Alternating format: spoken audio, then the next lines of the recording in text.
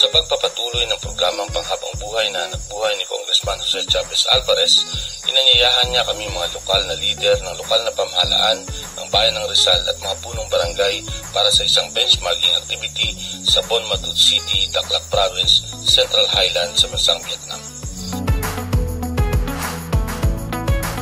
Likas sa ating mga Pilipino ang pagiging sigurista. Kumbaga, to see is to believe.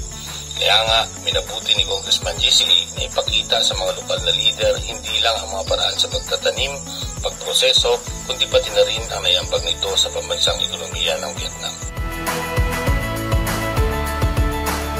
Matatandaan na dumaan din sa kolonisasyon ng bansang Vietnam.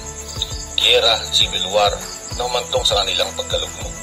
At ito nga ang pangunahing dahilan para maiangat ang kanilang pambansang ekonomiya. Sa kasalukuyan, ang bansang Vietnam ang pangunahing producer ng kape sa Asia at pangalawa sa buong mundo.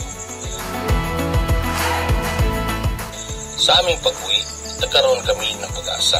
Nabuksan ang aming mga kaisipan na sa tulong ni Congressman JCA nadagdagan na ang aming mga mithiin sa mga tiwangwang na lupain sa aming bayan. Maraming salamat po, Congressman Jose Chavez Alvarez.